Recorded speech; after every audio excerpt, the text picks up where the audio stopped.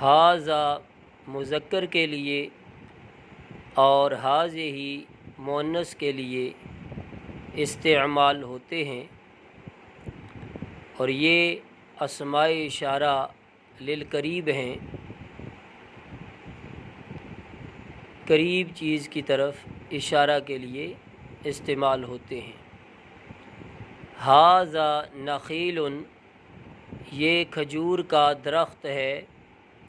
ھذہ تمرۃ، یہ کھجور ہے۔ ھذا فار، یہ چوہا ہے۔ ھذہ قطۃ، یہ بلی ہے۔